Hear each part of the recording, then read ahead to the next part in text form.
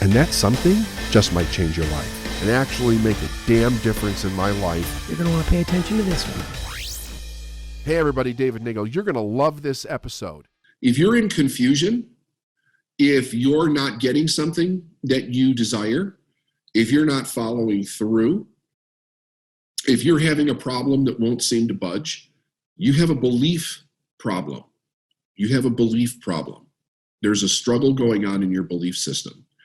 So we're gonna hit our As a Man Thinketh, but then I'm gonna take you through just the brief literature that I used to keep in front of me and still do basically on a regular basis to constantly keep my belief right. Because it's not just, oh, I believe that as in I have an intellectual understanding that that's possible. It's I am manifesting it here and now all the time.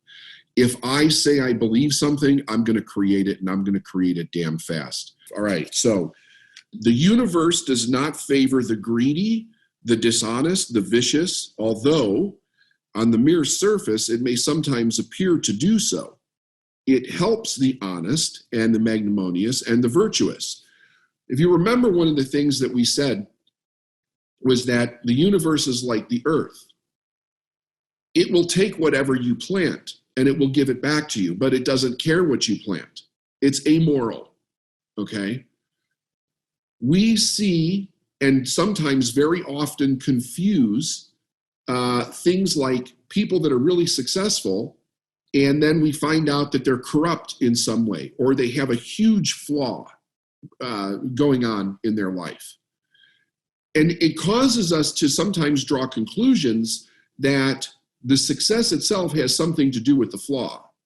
In general, from a perspective of is that there to create it, or is it created by, is the flaw created by the success? The answer is no. Success is just a magnifier of anything, good or bad. It really doesn't matter. It magnifies it. And this is where I really get into debates with people around the idea that you have to be vibrating at like a kind or a generous or a nice or virtuous vibration in order to create what you want. That's absolutely not true. Those two things are not linked. Those are more linked, those kinds of vibrations, our thought feelings, are really more linked to how we're experiencing our day, our life. Are we happy? Do we feel generous? Are we excited about life? Are we in love? Do we have the emotions going on inside of us on a daily basis that we really want to experience versus ones that we don't? But the truth is, a person can hold hate in their heart and still manifest success. They can. They absolutely can. So you don't want to think that that's what has to get cleared up. It's an entirely different purpose that's actually going on there. All right, speaking of the mind, let's talk about confusion for a bit, because in the episode you talked about the confused mind and how that's an indicator of a person in resistance. You said that confusion is the mind's way of trying to keep you out of the truth because the truth is too painful, too frightening, too scary, and so on. So what strategies can you offer up to someone who's aware that confusion is maybe prevalent in their mind and wants to get back on track to the clarity they desire? So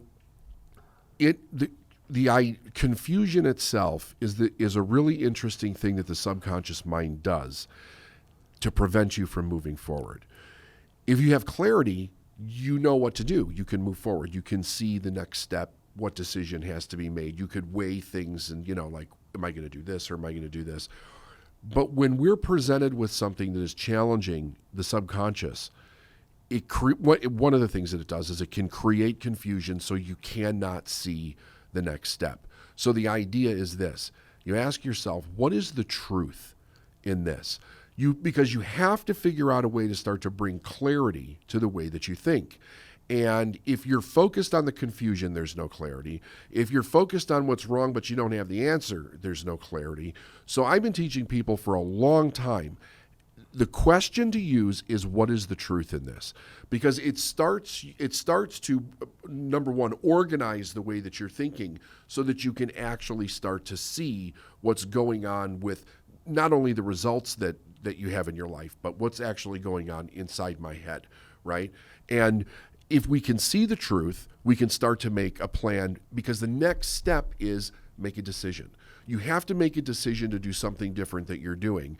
And it really doesn't matter what it is, because once you make the decision, then from the cause and effect perspective that you were talking about, you can say, was this the right decision? Did I get the result that I'm looking for or not?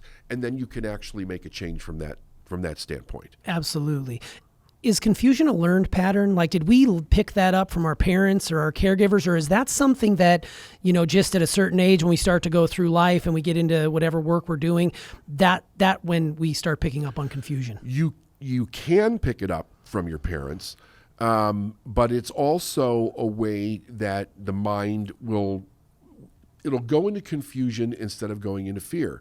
See, if it's confused, you can't move forward. So if you're afraid, or if you're intimidated, or you think that this is something that's risky, now as a kid, maybe I'm going to get in trouble, right? So it can actually be a defense mechanism, because then it prevents a person from moving forward. Yeah, and we definitely don't want people listening to this show to be confused about anything. I mean, when you are clear on what your directive is, you seem to be solely focused and you drive toward it, which I think is powerful. Yeah. Of all the episodes we've done recently, I think this one has the biggest potential for people to really gain clarity to move forward and to make big changes in their life. And that's what you're here to do. That's your mission. You've done it for multiple decades. And I feel like people, after coming out of this episode, are going to know a little bit more to take some time, find out, who am I and what do I believe to propel you forward.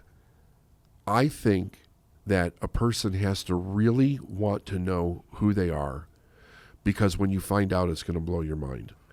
I had absolutely no idea that I would discover and learn what I discovered and learned about myself and all of humanity when I started down this road. I was so angry when I started to find out the truth about these things, because I thought to myself, why is it that people don't know this? Why don't people know that earning money and earning a lot of money is actually something very easy that anybody can do? Why are people being locked in a proverbial box of limitation for their entire life, and they don't know this? But one of the answers to that is that you have to want to know, because if you don't want to know, it'll scare most people. You are that powerful. People are that powerful, right? Yeah. So it's something that I take very serious, and I think that the listener needs to take it very serious. But the best thing that you could do for yourself is to really sit down and say, who am I and what do I actually believe? Because once you begin to understand that, if you don't like it, you can change it, and you can change it really quick. Another thing that's a good thing to point out here is that when a person is really working towards accomplishing something, very often the first time they accomplish it is the last time they study it. You might want to write that down. And it's actually a very big error, because if the first time you accomplish a sale becomes the last time you work at getting better towards it or studying it in any degree, your sales will not move ahead rapidly. What will happen is that you will become comfortable in selling within that niche at that price point, only around the circumstances that you created generally the first time for the sale, and very often that leads to a person or a business becoming stuck in their sales. Now, when it comes to money, there is only one cause that moves money, and that is a sale. Nothing else moves money. It's a sale, whether it is a sale for a product or a service, or a sale for a loan. It doesn't matter what it is. It's a sale. That's what moves money. So sale is cause, receiving is effect. Okay? Sale is cause, receiving is effect.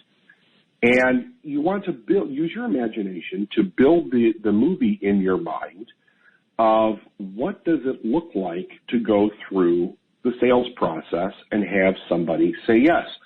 So I think the first thing is that you have a clear image of what it is that you have to offer. You build a clear image of yourself offering it. Remember, inherent in every problem are two things. Number one is the dynamic or the combination that keeps a problem a problem. The other thing is the solution. The thing that turns the combination lock to go from a blocked problem to a clear solution are questions. Questions turn the combination. Questions open the lock. And we're talking about the lock on a person's mind. When we ask the right questions, when we stop making statements, we stop telling, when it stops being about us, we open the mind of the person to accept the answer. Remember, everybody already has the answer, right? You don't provide the answer. So if your ego's thinking about how wonderful you are, how great you are, just get yourself out of the way a little bit and realize that everybody has the answer.